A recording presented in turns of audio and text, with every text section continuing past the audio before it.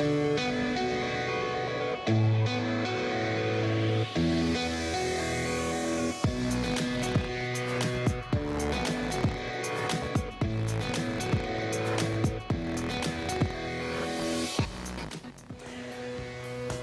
back to Inside Politics here on KTN News. The unprecedented judgment that saw Sirisia MP John Waluke sentenced to years in prison or an alternative of fine running into hundreds of millions of shillings has been hailed as a major win in the fight against corruption and impunity. But what does that judgment mean for Waluke, whose tenure in Parliament is now under threat? Here's Shadrach Miti with that report. As Sirisia Member of Parliament John Waluke sat alongside his co-accused Grace Wahungu in the multi-million maize scandal that saw the National Cereals and Produce Board lose millions through dubious transactions, he hoped for leniency and mercy from the Anti-Corruption Court Chief Magistrate Elizabeth Juma. And by invoking faith and religion for their client, Waluke's lawyers fought hard to paint their client as a reformed leader who needed justice laced with mercy. You know, the accused person is a Protestant by religion. But the more reason why he has had to roll out and develop churches within his area, and is a God-fearing man.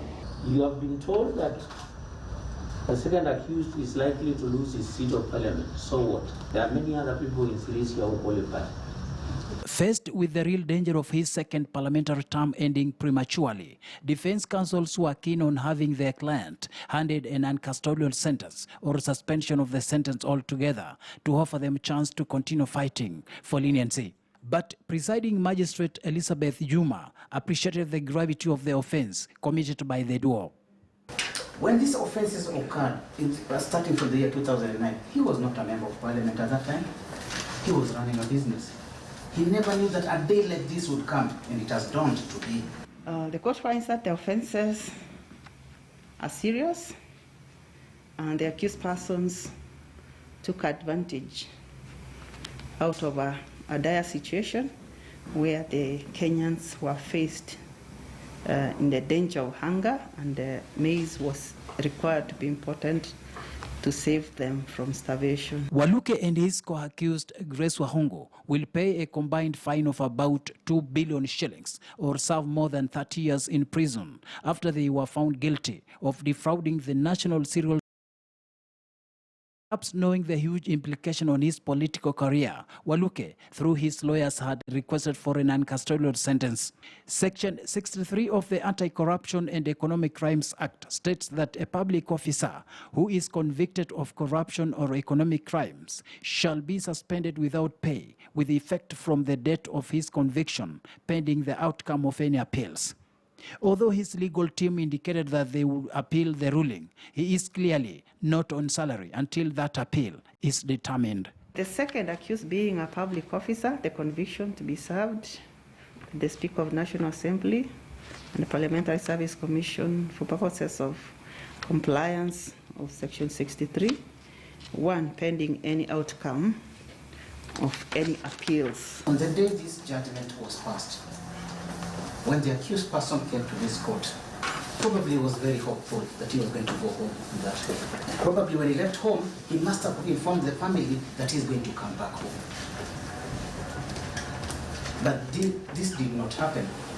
By the court directing that the ruling be forwarded to the Speaker of the National Assembly, Justin Muturi, for effective processing as per Section 63 of the Anti-Corruption and Economic Crimes Act, pending determination of any appeals, Waluke will remain behind bars and without salary. He also faces the possibility of losing his seat, given his imprisonment will largely depend on how long it will take for him to clear all the fines imposed on him. Shadrach Miti, KTN News. Let me come to you, Hesbon Wheeler. Now, that judgment by Senior Principal Magistrate Elizabeth Juma is the harshest meted out on any corruption case Kenyans have seen. Is this step in the right direction? Well, I think it's one of a landmark judgment as far as corruption is concerned, and it's a big statement in the fight against corruption. In this show, I think we've had enough discussions about how the high and mighty have been paraded in the corridors of justice. And we've seen how they've bestrode these corridors like colossuses, and eventually they've been acquitted. And I think the statement that that has previously made is a statement of glorification of corruption, that you can actually plunder public funds, you can embezzle funds and get away with it if you're in power. And for the first time, I think we are reversing that glorification of corruption. At a personal level, I totally sympathize with Waluke. I sympathize with him on the basis of the pleas that his defense attorneys were making. He's a family man. He saved the former President Moi from a bullet. He's a Protestant. You know, he needed to go back to his family. He's a member of parliament. I think when Kenyans get to see all this, they'll understand that there is a consequence for corruption. And it's a good thing that they made such pleas.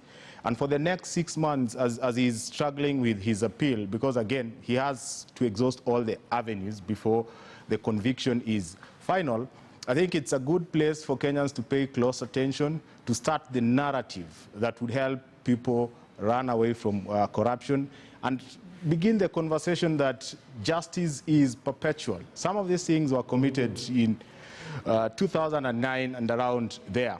But the conviction comes around 10 years later. So it doesn't matter what you're doing as a public officer. I think this ruling tells us that justice will come for you.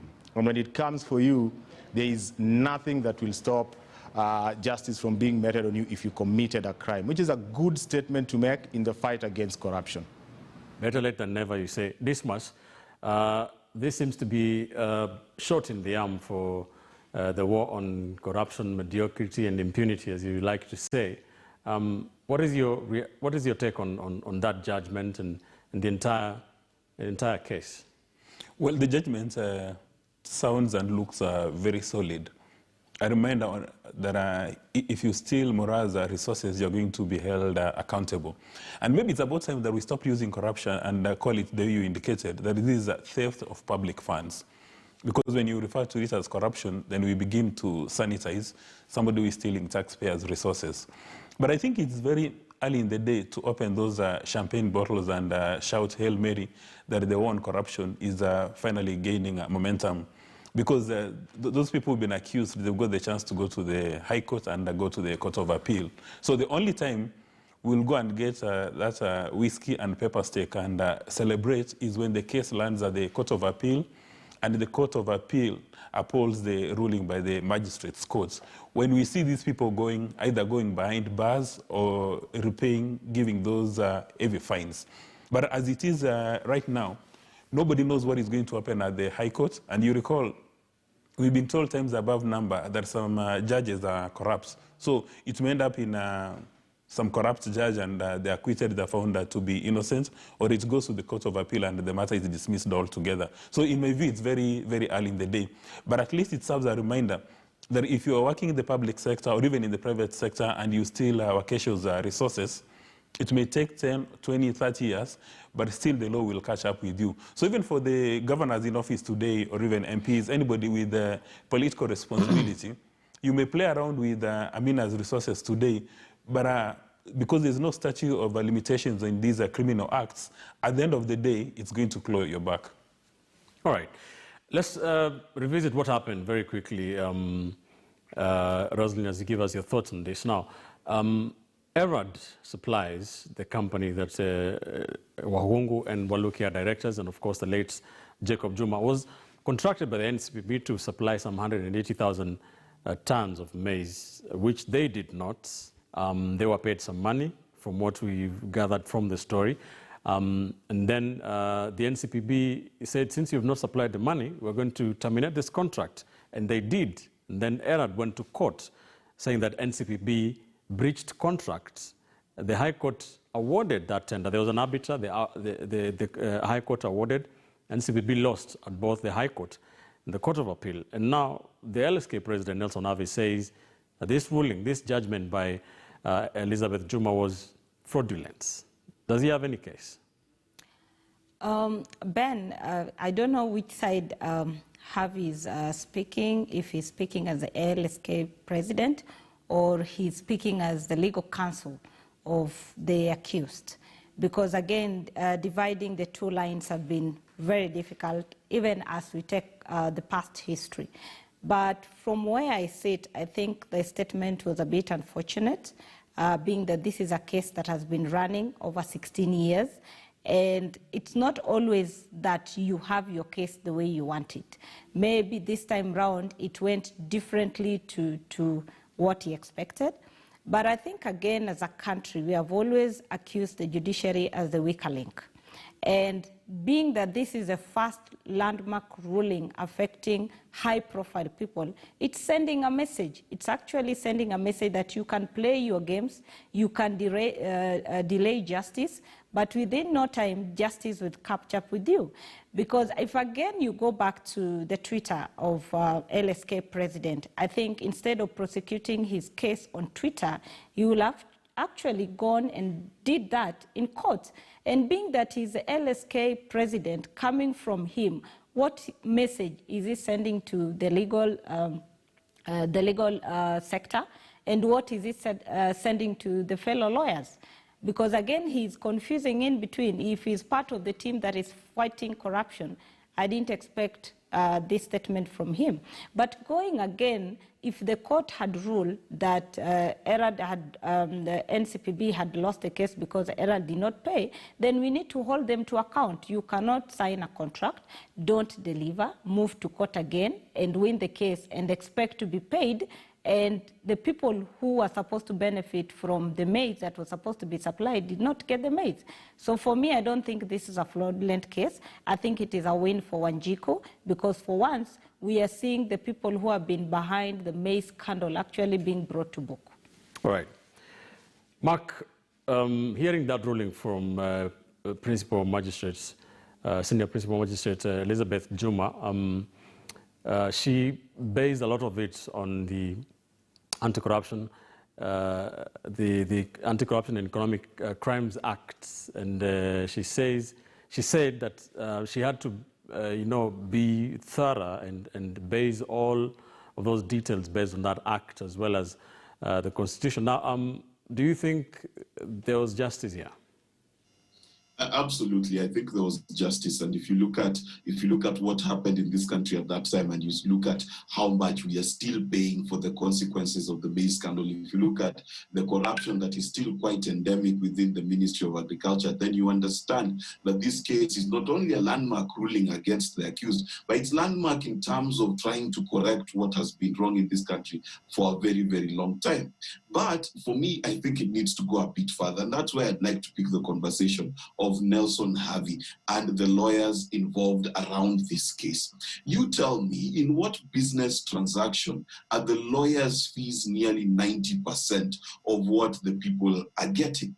That, to me, smells of a laundry agency where money laundering is happening. And we need to look at why certain lawyers are very quick to defend the corrupt, not in terms of their legal persuasion, but also in terms of using their significant influence within society to purport to defend these individuals. Are lawyers in this country part and parcel of the money laundering that happens during corruption? Because it does not make sense that you sell a car for 100,000, then your lawyer's fees are 90,000. It makes no sense at all. But secondly, what is also becoming very important is we need to understand that it seems corruption cases straddle across the political timeline of this country, meaning that if Kenyans are not careful and they vote in the wrong people in 2022, then a lot of these cases will fall apart because the political goodwill to fight corruption has to exist. Now, of course, I know the political people will say, aha, he's only been convicted because he's in Tangatanga, was in Tangatanga in 2003, So those are the questions that we need to ask, but the wheels of justice need to turn quickly. We need to make sure, thirdly and lastly, that this guy spends at least 6 months in prison so that other than just paying criminal liability, he also pays political liability in losing his seat. And the people of his constituency need to know that they need to vote better. And you know what I don't understand, Ben, finally? is why we keep voting for people who actually have ads in the paper done for them saying this person is no longer an employee of this institution because they stole from us. This is the other thing that we need to understand about Kenyans. We cannot simply keep voting for people, yet we know they have a criminal past. And it's the same thing for the people of Kirinyaga when it comes to Aikuru. They should have looked at her past and known who they are voting for. All right, that's their democratic right, I guess. But let me come to Hesbon for your take on the LSK president, Nelson Havi. A lot of people criticizing him, saying that he should be celebrating this as a win for the judiciary, the Ethics and Anti-Corruption Commission, and the Directorate of Public Prosecutions. For me, Havi is opening a very interesting discussion. And if you dig deep into what Havi is saying, it has some very serious legal implications.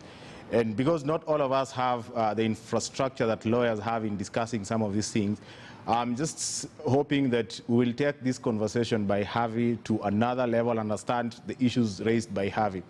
To a large extent, these are issues that are touching on the bar. I think for a very long time, we focused the fight on corruption on the agencies and the bench. But I think there is a lot in the bar that needs to be explored and interrogated further. And when it comes from the president of the Law Society of Kenya, I think we need to take it with the seriousness that it deserves, get it out of Twitter, and get it to public spaces where it can be discussed, including the issues that Mark Bichachi is raising, that you cannot have a transaction like that and the number of law firms that are awarded tens of millions of shillings is probably more than the litigants who are convicted. That is a conversation that needs to be explored, and Kenyans should be happy that Havi is actually exposing the organization that he's leading to further scrutiny. Should Havi take his own advice and respect what the courts say? Well, there are several ways to look at this issue. And in my view, when Nelson Havi is speaking, it needs to be very clear when he's addressing people that, is he speaking in his capacity as the president of the Law Society of Kenya, or is he speaking as a lawyer to be for fair, one of the parties? Whenever he's a lawyer, but whenever he speaks, as long as he's the president of LSK, he's speaking as president of the LSK. Then in that case, he needs to be very careful with his public statements, because most of the time he speaks in his capacity as a lawyer of interested parties, but for the normal Kenyan, we think that is the LSK position. So then we begin to wonder, is LSK fighting for our national and public interests, or is LSK fighting for specific parties' interests? Because if we've been accusing the judiciary for being the weakest link, that they don't go the extra mile to listen to matters, they don't even, come out with harsh judgments or rulings or sentences. And here you have a magistrate who has gone the extra mile, and he has done a good job in the eyes of ordinary Kenyans. And Kenyans don't need to have any superior legal knowledge or infrastructure or skills to understand that there's an organization and a contract they did not deliver, but they were paid. And the beneficiaries, the lion's share, in fact, is lawyers. Now, when this matter comes up, the Nelson needs to be very careful with his statements, because for us, whatever he says, we'll assume he's the president of the Law Society of Kenya. But if he's speaking in his capacity as counsel for one of the parties, then he needs to be very careful and maybe ask one of his partners to do that. Because if he doesn't do this, then he's going to be inviting a lot of confusion, both from the Law Society of Kenya and outside. And I saw one of the lawyers, Peter Kaluma, lost his school, and he said that this is not the position of the entire legal fraternity in Kenya. There are a good number of lawyers that are happy with what has happened with the magistrates' court in the fight of corruption, but have taken issue with what the president is representing. And in my view, in future, he should probably restrain himself from making a personal opinion, because for us as Kenyans, we'll take his personal opinion to be the official position of the Law Society of Kenya. Indeed, be sure to be on standby to tell us what you think about this, and of course the other things we're talking about here on the show this morning. Now, let's take another quick commercial break here on Inside Politics. When we come back, we shall be analyzing the Kenyatta succession battle and stepping away from the norm. We always talk about the Raila Odingas and the William Rutos of this world. We want to talk about the new entrants to the raised to status. Governor of Makueni, Kivutha Kibwana, saying that he will vie for the presidency in 2022. His Machakos counterpart, Alfred Mutua as well. Peter Kenneth trying to consolidate central Kenya. But do these alternative options really stand a chance? Stay with us.